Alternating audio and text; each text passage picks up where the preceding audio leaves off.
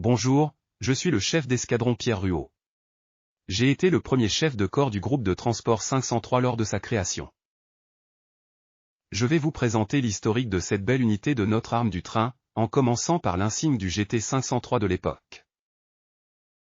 Il fut créé le 16 octobre 1943 à Fès, au Maroc, alors protectorat français en Afrique du Nord, sous l'appellation de groupe de transport 503. Il est l'héritier des escadrons hippomobiles du train du Maroc. Nous avons fêté les 80 ans de sa création, en septembre 2023 lors des journées portes ouvertes régimentaires. En mai 1944 il est affecté au corps expéditionnaire français en Italie, où il est mis à disposition de la 5e armée américaine. Il débarque à Naples puis remonte la péninsule italienne jusqu'en Toscane, et participe donc à la campagne d'Italie. En septembre 1944 il débarque à Saint-Tropez, participe à la libération de Marseille, et participe ensuite à la campagne de France, au sein de la première armée. Il s'y distingue tout particulièrement dans les Vosges, aux côtés du 1er régiment de chasseurs parachutistes, puis du 1er bataillon de choc en Alsace. 11 morts pour la France ont pu être recensés au titre de la Deuxième Guerre mondiale.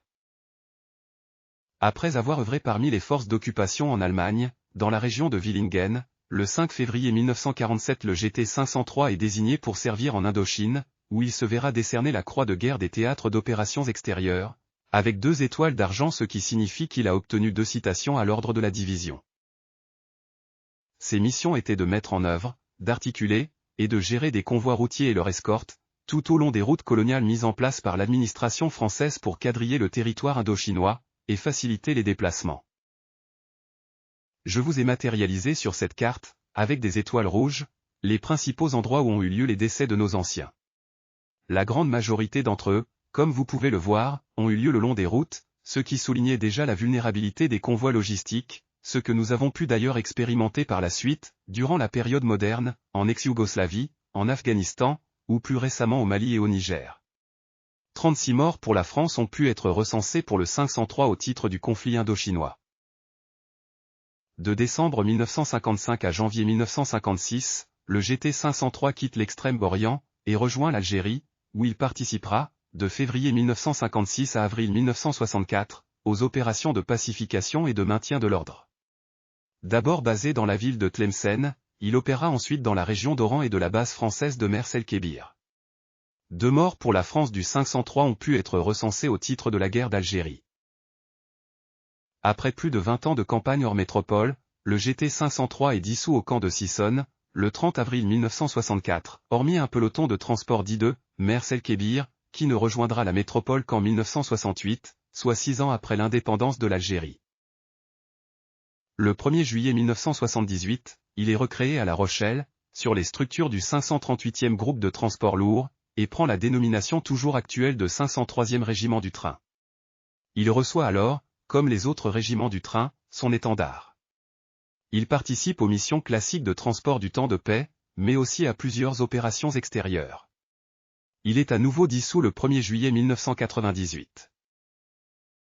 Tel le phénix qui renaît de ses cendres, il est recréé le 1er juillet 1999, au camp de Souges, à Martignas-sur-Jalles, près de Bordeaux, au sein de la 2e brigade logistique. Enfin, en 2011, le 503e régiment du train, dit le Fier, s'implante sur l'ancienne base aéronavale de Nîmes-Garons. Il affirme son implantation gardoise en affichant l'appellation de régiment de Camargue, depuis 2014 et le personnel porte depuis lors cet insigne de manche. Ce quartier deviendra en 2015, le quartier El Paras, pour célébrer une bataille de la campagne du Mexique, en 1866, qui a réuni côte à côte légionnaires et tringlos. Placé sous le commandement de la brigade logistique, le 503e régiment du train s'articule autour de 4 compétences logistiques majeures que sont le transport, le ravitaillement logistique, l'appui au mouvement et l'appui à la mobilité des blindés. Il contribue également en permanence à la protection des Français tant en métropole que dans les départements et territoires d'outre-mer jusqu'en opérations extérieures. Disposant de compétences amphibies, il apporte un soutien spécifique à la 6e brigade légère blindée dans ce domaine. Dans le contexte opérationnel actuel, le régiment peut être amené à mettre en œuvre et à commander, en tout ou partie, un bataillon logistique, et possède les savoir-faire, pour mettre en œuvre un centre de regroupement et d'évacuation des ressortissants. Enfin, Le régiment exerce des missions d'appui à la projection et possède, à ce titre, la responsabilité de la zone de regroupement principale de Miramas, récemment mise en œuvre en 2022, pour le départ de la mission Aigle, en Roumanie. En 2022, le 503 a joué un rôle majeur dans le désengagement du Mali, en organisant et gérant un grand nombre de convois, d'une complexité importante. Ces missions attestent de l'agilité et de la polyvalence de ce régiment, en faisant de lui un acteur clé, dans le succès des opérations militaires françaises.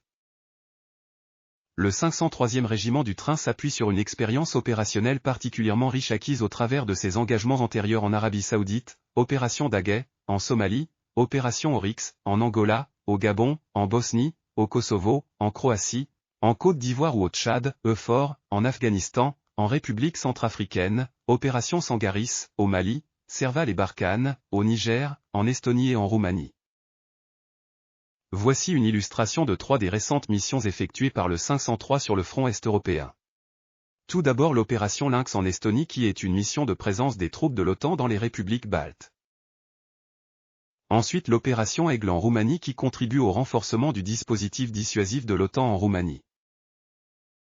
Et enfin l'opération Gerfo en Pologne, qui est la mission de formation des soldats ukrainiens.